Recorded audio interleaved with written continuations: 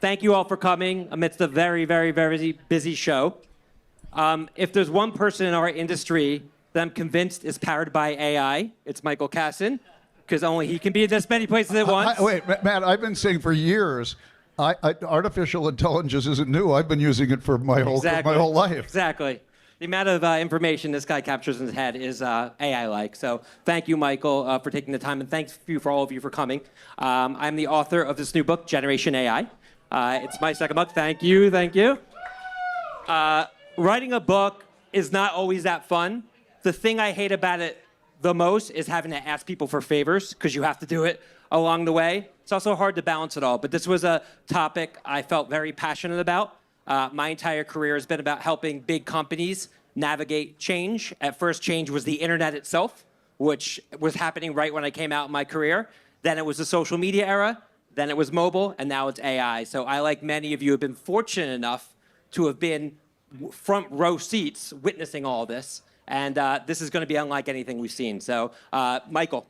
Well, Matt, one thing I probably can teach you, because I think I'm pretty good at this, is figuring out how to ask people for favors. So I've never been shy about asking for the order. So it's absolutely. Matt, and I echo your remarks about thanks to everybody, because this is a very busy session. Yep. And I can't help to do my commercial for Possible before we dive in. But please, 3 years in the good fortune of being chairman of this conference, I want to give everybody who's here, but everybody who made this happen, a real shout out, because it's extraordinary to see this amount of people and this amount of energy, and especially this kind of a crowd when there's a lot of demands on everyone's time. Yeah. So shout out Possible. Thanks for the whole team. Thanks for Michael for helping put it together. So Matt, what I'd love to do is kind of dive right in, and lots of people in this room know you, but they don't know the story, and they don't understand perhaps what in your background led you to this moment. Because putting pen to paper and doing this is not an easy job, obviously. Yeah, so my entire career has been helping big companies understand the new consumer. At first, the new consumer was the millennials, the first generation to grow up with the internet in the household. Then it was Gen Z, which is the iPhone generation. And now it's Gen Alpha, which is going to be known as the AI generation, currently age 0 to 15. And with each new shift in these generations, I've seen the same things play out. Companies get scared, lawyers get in the way, they don't move fast enough, new startups come in, nip at their heels, and then all of a sudden, they end up swallowing them. And I'm really passionate at this stage of my career at helping not only companies, but more importantly, people, individuals, people like the people in this room, make sure they're not on the wrong side of this change. And it's interesting, Matt, I said this morning. I was interviewing John Furner from Walmart, and I shared with him and the audience, and some folks might have been in the room, but what I had heard from Jensen Huang at the NBA All-Star Weekend Tech Summit, the CEO of NVIDIA, and what he talked about was he looked out at the audience and he said, you're all okay because AI isn't going to replace your job, but the person who understands AI is going to replace your job. Correct. That person's job will ultimately be replaced by AI, but we're kicking the can a bit. So you're okay as long as you're educated. So, if that's part of the mission, that's the key. And a lot of people don't know what being educated looks like or where to start. With my company, I run a company called Suzy, venture-funded software company of 300 employees. And shout out Suzy. And when a new technology comes to bear, as a CEO, my first inclination is to give it to my engineering team. But they had a really hard time ingesting it and understanding how to deploy it. And after banging my head a little bit, I decided to take it back in my own right. And I basically committed to figure out how to build an AI myself. And before I dove in for business purposes, I decided to solve a personal challenge. I took 20 years of health information, X-rays, MRI, blood test information, and fed it into my own model, my own health bot. And I asked it questions like, if I'm going to die in 5 years, what's the most likely cause? And when it told me, I'm like, holy shit, what can I do about it, obviously? But it's been a resource that I use all the time. I did the same thing for my financial records. And that whole premise of starting with a problem you want to solve, getting your hands around the data that will help you solve the problem, and understanding what a solution looks like is how we all need to approach AI. But it all starts with identifying the right problem. And I think too many people are getting just overwhelmed by the amount of tools out there. What I've learned is the prompt is the most important part of For the sure. conversation, number one. But I also heard this from Jensen Huang, so I'm going to share it. When he said the difference between knowledge and intelligence, and many of you may have heard this before, but I didn't, and so it was first time for me. He said the difference between knowledge and intelligence is knowledge. We know stuff. Intelligence is problem solving. That's like 100% right. And artificially or not, it's about solving problems. And I think the knowledge economy is what's at risk. If you think about education, we're taught in our grade school years to memorize and regurgitate, right? So I used to be a terrible student. I went to Boston University. I would cram information in my brain. I'd regurgitate it the next day, along with the Red Bull that I crammed in and regurgitate that as well. And then I forgot it, right? But that's what it took to be a good student. But your retention of information and knowledge is now becoming commoditized. But you know, you brought that up. I just anecdotally share this. People would say to me over the years, Michael, do you do your best work under pressure? Right. I said, I don't know. I've never done it any other way. So I maybe I do, because I never studied for a test more than the night before. And if I got an A, I guess maybe I could have done better. But the point is, I've done it that way my whole life. Yeah. Matt, we use these terms. What do you think defines Generation A? So Generation AI is Gen Alpha, and they are going to be known as the AI generation. If you think about it, there's a group of kids right now, age 0 to 15, that are never really going to know a world without AI. So the notion of interacting with technology, like people, is going to be as commonplace to them as us using our cell phones or getting in the internet. It's funny you said 0 to 15. My oldest grandson is turning 15 on Thursday. He just made the cut. And I said to him, you know, Spencer, you and the iPad have something in common. He said, what's that? I said, you were both born 15 years ago. And he looked Oh, at wow. me and Yeah, said, you're right. it's only 15 years? Yep. I said, yeah, we didn't used to be able to do this. It feels like it's been around for so much longer. Yeah. As you've looked at your journey, and I always like to ask this question, Matt, what are the key lessons that you, or the key moments that kind of prepared you for this? Well, I think, you know, you're one of the best at this, but relationships matter so much. I think when you say this, part of this is launching a book. Part of launching a book is getting people to care. Part of getting people to care is having relationships. So I think leaning into relationships is important. I think always trying to push myself to be curious around where things are headed, following and listening to the right people is important. And also being passionate about what I believe my mission is. And right now I think my mission is really helping people make sure that they really understand this. Because if they don't, to your point earlier, I'm really worried about the consequences of it. Yeah, absolutely. You know, Matt, in chapter 3, you discuss AI's influence on education. Yeah. And, you know, I'd like to look at that. I'd like to look at that through the lens of the teacher and the student. I mean, what are the impacts that you see in this context around education? A company called Pearson Education hired me to speak late last year in front of 700 college professors. And what many of them said to me afterwards is, how am I supposed to adequately prepare college students to be tomorrow's leaders when my textbooks were written before AI existed?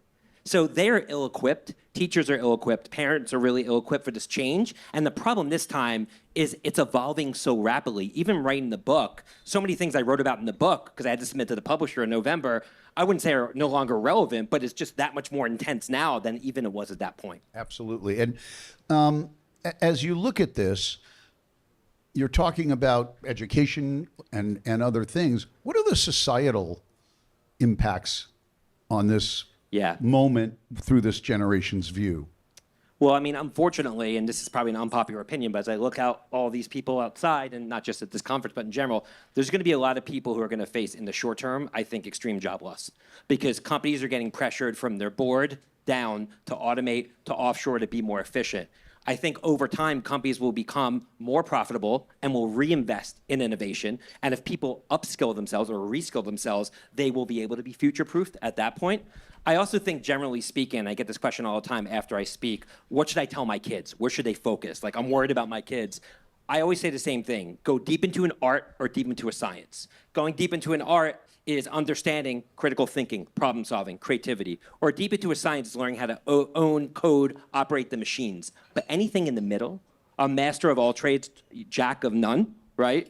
Or vice versa, is going to be the people who are most at risk. I knew that, but I was afraid where you were going with Jack, so I got nervous. It's the wine talking. Well, you know, since this was after 5 o'clock, there was no shot that I was Exactly. not going to have a martini. So Exactly. we should toast Cheers. to that. Cheers. And you know, Matt, you just said it. You submit this to the publisher in November, and here we are in April. Yep. Almost May. It's still current, thankfully. But as you look at things that are changing and kind of applications of the technology are popping up literally every day, what's the best way that we, as individuals, students in this industry, if you will, stay up to date? So I think the best way to look at it is how to solve the problem is now far less important than knowing what problem to solve. Meaning, being a designer is still in demand, but less in demand today than it was even a month ago because of ChatGPT 4.0. You can design anything. I want to interrupt Please. you because I liken this to a question that I asked several years ago of the then CEO of AT&T when they were launching 5G. And I said to him, how do you describe 5G according to this or that? And he said, well, we describe it as the technology of yes. And I said, why is that? He said, well, everybody asks me, will 5G impact this? The answer is yes. Will it impact that? The answer is yes. I said, well, that seems to apply to AI for sure. Everything will be impacted. The difference now, and you just said it, we don't yet know the right question to ask. And it goes back to the prompt. But I'm not talking about the prompt to ignite the AI. I'm talking about the prompt to even understand what we should be trying to figure out. 100%. Now, maybe this book can help us. Yeah, I mean, my prompt for my health bot was, I have young children. I just turned 50 years old. How do I stay alive? That's a pretty important prompt, right? So if you think about the prompts that are most important in your life, it's a great way of looking at it. Not the AI prompt, but what are your prompts for life? Well, I asked AI, how do I win money in Las Vegas? And you know what they told me? What's that? You bet a lot on the winning numbers and less on the losing numbers. And if you, and I thought, they're really smart. There you go. See? I think you may have given it to us already, but what is the best piece of advice that you can give to the folks that are listening to us? Again, at the stage and age that most of the people in this room are, we're in our careers. We're, you know, halfway, or in my case, way past halfway. So, We'll see about that. Well, you know, I maybe I'll make it to 150. I don't know. So I think you have to pick a problem. You have to be focused. You have to persevere. And you have to, one thing I like to do with these AI tools is say, give me the steps on how to get from here to wherever I need to go to. Give me one step at a time. Don't give me the second step before I've answered the first. Because I think people get overwhelmed with the enormity of the end state. But if you pick a problem that you want to solve and you take it step by step through the process of going through those steps, you really realize what's possible. And then you can get to a point where instead of being an AI user, you can be an AI builder, which is where I've become, where I feel like there's very few things I couldn't build now, which is really fascinating since I have never learned how to code. So I don't know about the rest of you, but I learn by example quite a bit. Are there examples, Matt, of a brand or two that have used AI in a way that you can kind of point as an example and say, look at that? I think brands are still trying to figure it out. I think, you know, we work with 400 large enterprises, and the prevailing theme is the lawyers are getting in the way. Fear is getting in the way. They're worried about data privacy, security, and it's slowing them down. And as a result, you're seeing lots of little startups, which many people probably haven't heard of, that are leaning into it. I can't not use this moment. You know I'm a reformed hooker. I'm a lawyer. There you go. Started out as a lawyer. And you know my favorite lawyer joke. What's that? The guy walks up to the bar and he looks at the bartender and he says, you know, I hate lawyers. Lawyers are assholes. And the guy standing next to him says, I resent that. He says, why, are you a lawyer? He says, no, I'm an asshole. So That's amazing. But I'm bummed. Yeah, it's always the lawyer's fault. That being said, have you seen any brands that have done anything that you can talk about? Maybe you haven't. Well, I'm seeing the brands that are building the technology, like Adobe, like Canva, that are really leaning in. And Shopify is another one. We just spoke with their head of partnerships today. They're doing amazing things to make what used to be complex tasks way more easy and reducing friction. And I think that's sort of like chapter one of it really starting to infiltrate our lives, is reducing friction. But I think chapter two really is to empower us to do things that we really haven't done in the past. And as we're talking about the areas of impact, we're talking about a generation that is in the younger side. we're talking about changes in education. If you're advising parents now, and again, I'll look around, there's probably a lot of parents with children of the age we're talking about in this room. What's the advice you're giving the parents? And I think you may have said it, but I think Yeah, well, I mean, what's interesting is you have to think these kids are going to be born to a world where they're interacting with technology like humans, and they're in a lot of ways it's going to be hard for them to distinguish. And tragically, like one kid committed suicide, and there's a wrongful death lawsuit because allegedly the chatbot told him to cause self-harm, right? And there's going to be hopefully not more instances like that, but more instances where these young developing brains and emotions get attached to technology in a way that might have seemed laughable to us 5 years ago, but it's going to happen more and more. I'm sure you saw the movie Her. That's going to be our reality, and parents need to understand it and understand how to deal with it, because if they just blow it off, the kid's going to slam the door. And we saw during COVID, the mental health crisis that social media caused. This is going to grip its hooks in kids far more than that. And I think parents really need to understand it to parent in this new era. And I guess that's a good segue into the next question, which is from the standpoint of an ethical view. I know because we already see it, but are there particular ethical challenges that you should underscore for us? There's ethical challenges, but the problem is this is unregulatable. You can fit a large language model on a thumb drive. So it's not going to be something that the government, even if they wanted to control it, is going to be able to. It's very easy. We've seen this with the social media era for companies to look the other way in the name of profits. So I don't really think we can count on anyone to come save us from the downsides of this. And it's funny, through chapter 12, I took a step back and I uploaded the whole book into AI and I said, what am I missing? And it said, you're too much of an AI optimist. So I'm like, okay, chapter 13 is going to be AI gone bad, which is 13, but ironically. But I wrote a whole chapter on it, and it's ironic that AI is the one who told me that I'm being too optimistic. You're being too nice to me. Exactly, right. Give me too much credit. I look at a generation and I wonder, when Velcro came out, kids didn't learn how to tie their shoes. Yep. When digital clocks came out, kids couldn't learn how to tell time. We don't know how to read maps now. Yeah, by the way, I never did. It was always, I'm the guy when I ask for the instructions, I hope the other person's listening because I'm not good at that. But how do we, again, against the backdrop of the younger generation, how do we ensure that AI is an enhancement to people's knowledge and not an excuse for it, and not It's a great question. kind of diminishing human potential as opposed to enhancing human potential? Right. Well, we don't need to milk cows anymore. We don't need to know how to get horses going to go use our horse and carriages. Like, over time, things that we thought were central to society and society functioning became outdated.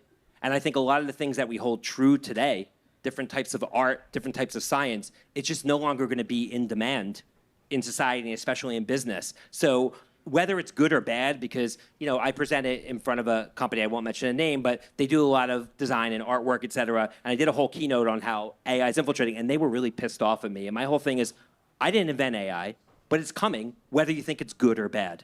And it's up to you to figure out how you're going to shift gears to account for it. And I always like to get predictions, Matt. If you look ahead, go 10 years. Yeah.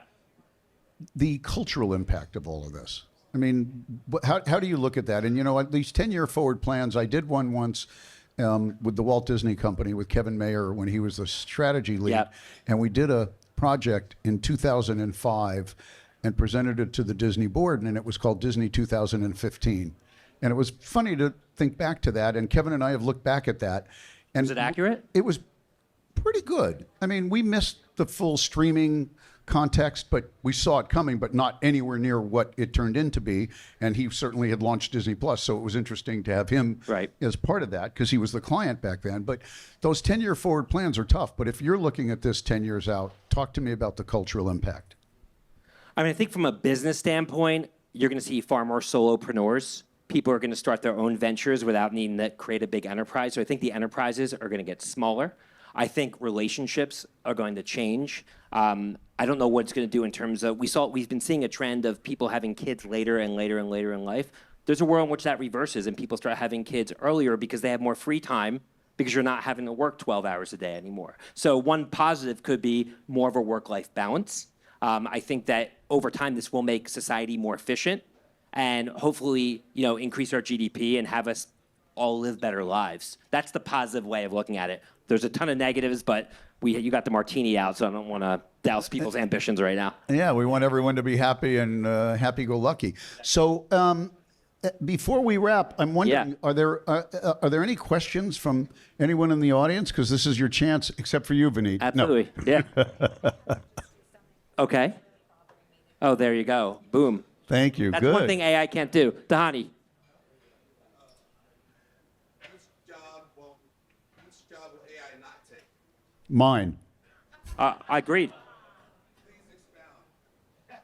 I mean, somebody who's a connector, somebody who has relationships is always going to be in need. Somebody who knows how to sell, somebody who's creative and has ideas and knows how to deploy the tools. Those jobs. Well, in that case, I'll take 2 out of 3. There you go. Awesome. We'll take one last question. Sure. Hi. How long is it going to be before AI actually mimic humans? Because whenever somebody writes a business plan using ChatGPT and Yeah. I can always tell when ChatGPT. Yeah. It's a great I'm question. going to answer that question with an old commercial for a company called Memorex. Okay? And the famous commercial, was it Ella or was it Memorex? Any of you have any idea what I'm talking about? I do. Okay. Yes. By the way, in that commercial, they recorded her singing and it broke a glass. And the question was, is it Ella or is it Memorex? Okay? Because she carried her voice to a note that broke the glass. I think it's going to be as difficult as that to answer that question. And it's getting, if you think about generating videos from text to video, a year ago, people had 7 fingers, right? And now they have 5 fingers on the hand. And over time, the rate of change is accelerating so much that I think a lot of people make the mistake saying, oh, I tried that 3 months ago. It was terrible. I'm not doing it again. Today's the worst it will ever be. And I think it's going to be here sooner than most of us think. Cool. Anything else? Babs, you're holding a drink. Oh, Hi, go ahead. yes. I mean, Personal brand. Kind of going back to who we are as core values. Yep. How is AI going to interfere with this perspective? So, yeah, the question about personal branding, my prediction about personal brands is we've seen this big evolution of whether it's Kim Kardashian and Skims or George Clooney with Casamigos or Dr. Dre with Beats. Celebrities have come in, and now you're seeing creators do it like Mr. Beast, and he's rolling out products. I think the next evolution is creators and celebrities actually white labeling technology products, because there is no more gate limiting factor to creating technology. And if all technology is equally powerful, the differentiation is actually going to be the creators. And I think that's going to be a big thing we're going to start to see in the years ahead. well, go ahead, Babs. We're wrapping up here, guys. So one more. Examples of what brands are doing. So I just work with a few that I think are interesting just to get people to think. But one, 20th Century Fox is making trailers using AI, which I think is really interesting because Yep. you can, pull together historical, interest parts of different movies that are great and correlate that to that. The U.S. Open is using artificial intelligence to make the sizzle reels to send to CBS at the end because there's activity going on in all the different courts. Obviously, Coke, made a whole ad using just generative AI. So I think there's a lot of, activity going on. I think what we'll really see, the big shift will be in kind of the ability to personalize, assets, content, ads, leveraging data, in all the new behaviors that people are doing with, everything from, scrolling all the way to shopping and be able to serve up personal ads in a way that today we haven't seen, but it's always kind of the, the dream, the marketer's dream to get there. Well, we're going to wrap here. We're not wrapping the party. We got DJ Mick. Shout out to DJ Mick here, your favorite DJ's favorite DJ. I have one favor for everybody. Before you leave, grab a copy of the book, take a picture of your beautiful faces, and help a brother out and share it on LinkedIn for me. That's all I ask. One little post. Can't hurt nobody. Really trying to create buzz. Enjoy the drinks. Enjoy the music. Michael, thank you so much. Matt, thank you. And take Matt's advice. Let's make this a bestseller. Yes. Thank you. Almost. average. What's with cabbage on think? Niggas don't shit think killers. I be trying players.